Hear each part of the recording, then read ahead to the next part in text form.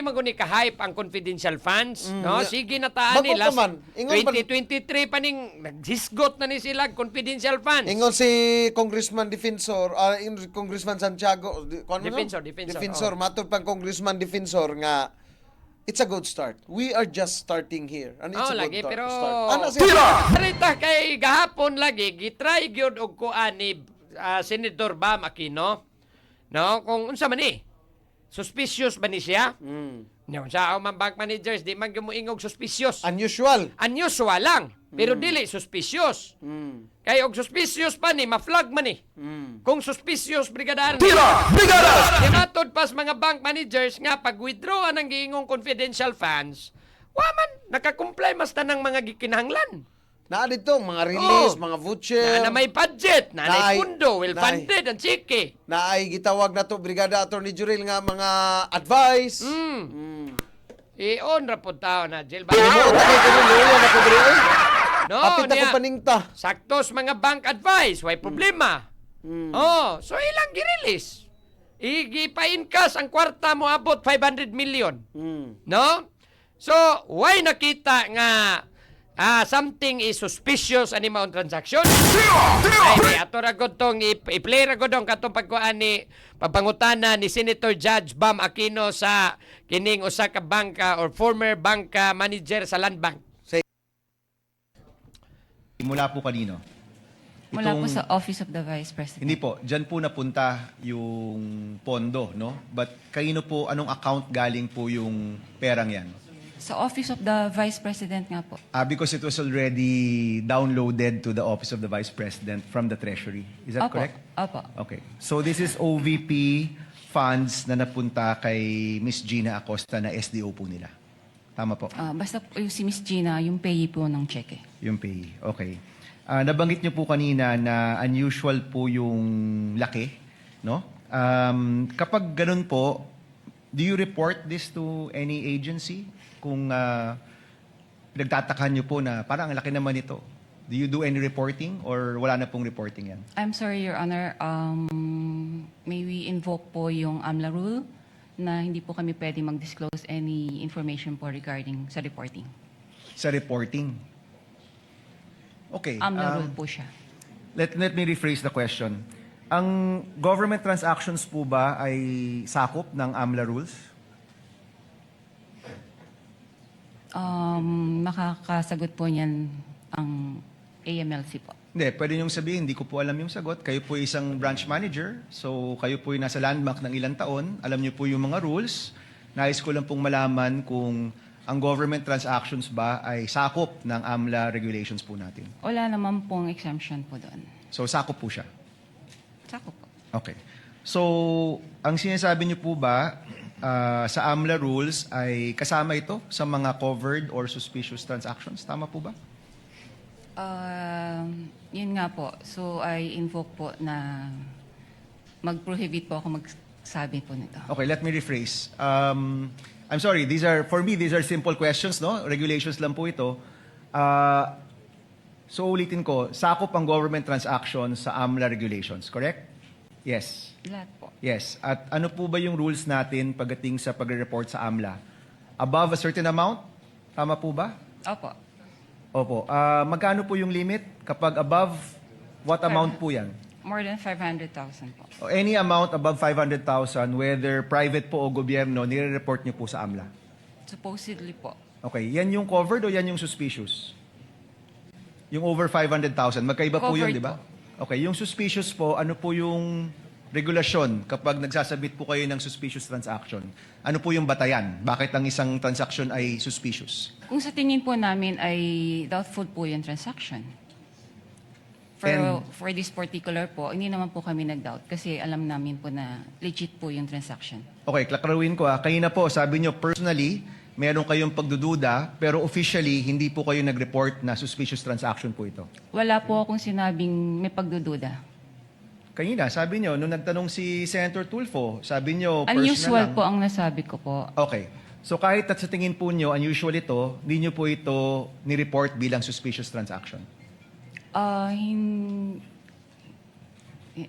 hindi po pwede magsabi po na na nag-report po kami dahil nga po, invoke po yung AMLA law. Okay. So, covered, definitely, kasi it's above 500,000. Pero yung suspicious transaction, ayaw nyo pong sabihin dahil covered po ito ng AMLA law. Kasi para sa amin naman po ay talagang hindi naman po siya suspicious. Okay. Sige po. Sige po, yun na po muna. Maraming salamat, Mr. Presiding Officer. Avail of So, the dili siya suspicious. Hindi Brigada suspicious. Arnel, no? Ay, mao lagi. Based sa ilang mga banking banking Transaction. guidelines. Office of the Vice President, good na. Oh, pag-withdraw aning upat ka cheque good worth 125 million each, Brigada Arnel, no? Between December 2022 o kinini ngadto na sa July 2023, no? Ang kinini arong payable ani ang kining OVP Special Disbursing Officer kinis Gina Acosta. No? Although naay tawag kay natural naman siguro nang manawag daas bangko labi nakay kaila Brigada Arnel. No nga mag-withdraw kag ingon ani kadaka nga ipa-prepare. tawag na. Naamang yun na. Natural man ang tawag-tawag kay kung mga dinagko na nga amount, natural oy, secure sa ginani mo Brigada Arnel. No, natural na nang tawagan kay mao may giingon nga mao lagi tay tungod sa kadako sa amount involved. So ang Office of the Vice President nanawag dito sa bangko in advance aron mapreparar ang kwarta. Although unusual kay dako gyud siya nga amount 500 gud ni or 125 million Brigada Arnel Pero di withdrawal siya mo kausa. suspicious. No? Nya ang mga nas gobyerno kuno kasagaran mo pay through checks or online or mga electronic transfers. No? Ay sa mag-withdraw dagkong cash amount pero iyang giingon nga dili gyud siya suspicious. Mao to'y giingon atong Office of the Vice Violeta President, Constantino nga siya mo'y former manager sa Landbank Shaw Boulevard Branch Brigada Arnel, no? Katupos ni Nita Campusano, former manager pod Landbank DepEd Branch, mao pod ang iyang giingon nga gi-withdraw pod gyapon 3 checks pod worth 37.5 million, total 112.5 million. Confidential funds ni sa DepEd. Unya ang check pod gi-encash sa kini ni ang DepEd Special Disbursing Officer. No, dili laing tao. Di ba? Mga special disbursing murabag kanang sa Binisaya pa pagador. Oh, sa pagador ba? Mao po'y nag-withdraw ani na yung nagpa-encash. So wag gyud nakita nga suspicious transaction. Ani kay og gipayad panigdili taga Office of the Vice President gi-encash dito. Aba diha og si Ramil Madriaga mo ini ato. Ano may mo ngita ka ngano kaoy nganong nabot ka dire. Mao. Unsa man day kas OBP. So why nakita nga suspicious transaction, no? Pero garitas mga taga House Prosecution Panel balik na to ang ilang bersyon ani ang ilang Di unsay corroborate. unsa kunoy ilang na establisar mga higala. Sige, atong balikan. Kay matud pa sa House Prosecution Panel, no, ang kining giingong unusual, mao ni relate kuno nila. No, although not suspicious, pero kay giingon man kunog unusual. Ganon dinagko kuno, pero anad na maginatural, man siguro ng gobyerno, dinagko, gina-withdraw. Natural. Kaya ano, ang mga obligations sa na Brigada Attorney Jurel is dinagkuay man sad. Mao gani, ang importante siguro sa Office of the President, billion gani siguro withdrawal diha. Mga tao di ay. Mao gani, natural siguro na pero aritas mga mga house prosecutors nato raglahi gyud para nila ni. Abe paminawon ra gud nato ning ilang priskon gahapon Brigada jail katong priskon sa ato ang House Prosecution Panel kana na imong idol ay. Saka na imuha ng idol. Si Congressman Kumagtapi. Luis Tro. Bebe paminawon ra gud nato ni. Gifted ka yung mga tubig. Ay appetizer pa lang. appetizer pa kuno. And unusual is the perfect start for the prosecution pagdating sa confidential funds. We will let the evidence lead the court to a finding of betrayal of public trust and culpable violation of the Constitution in the coming trial days. So sa palagay namin, mahusay na simula ito, na sa simula't simula pa lang, ang mga bangko na pinaggalingan ng 612.5 million na cash ay unusual. And like I said, unusual is the perfect start for confidential funds. Kana ko no. Ang unusual Oh, kana ay unusual appetizer ko no. Pero pa lang. unsay giingon po niingon man pod si kuan ni kining ato apong Bicol Saro Party List bitaw representative. Tiri Oh, Ridon? Congressman Terry Ridon. Bebe, minaw tan Terry Ridon. Sabay-sabay pong binigay sa, I think, 3 to 4 bags na mahahaba. Yung pong pagkakategorize nito pong witness po natin. No? So, I think there is a similarity or exactness of what Ramil Madriaga had previously stated in the House Committee on Justice. Sir, may balak po ba ang prosecution team to summon Ramil Madriaga? We will have to decide over the course of the 30 trial dates that we have kung necessary pa ba si Ramil Madriaga. Kasi katulad na nakita mo naman ninyo, kung masapatan naman na po kami doon sa napatunayan ng maling paggamit ng confidential funds, kung hindi na ho siya kailangan, baka we don't have to summon him anymore. Pero hindi po ba pag sinamon siya, the prosecution team could get a clear picture of how the encashed checks were spent? To a certain extent, correct. But I think what we only need to prove at this point would be yung fact of misuse. No? And not the fact of how it was actually disposed. So, very important po yung... well, I think that the only point that needs to be shown po kasi dito is the fact of misuse. No? So, hindi naman ho kailangan yung fact of disposal of the funds. No? So, tingin ko naman, for example, yung COA report that we had all seen speaks, for example, na yung pong confidential funds were used for non-confidential expenses, no? Katulad ng leadership training. So, kung sapat-sapat na po yun, I don't think we need to call him anymore. Sir, yung COA, no? Nakatakda na rin ba siya sa meeting next week regarding sa binanggit niya pong disallowance? And also, syempre, yung special disbursing officers, sila lang naman talaga yung authorized na pamigay. Pero nabanggit din before yung Colonel Nolasco Lachica. Yung pong COA ICFAO, yung pong nagtitiyak ng pong confidential and intelligence funds, hopefully within the next 2 weeks, masalang po namin. Yung pong mga OVP personnel, we will decide also if we will summon them. Pero kung halimbawa, maipakita na ho namin to the ICFAO, to the COA personnel, yung pong fact ng may actual pong maling paggamit, we will decide kung kailangan pa yung pong OVP personnel.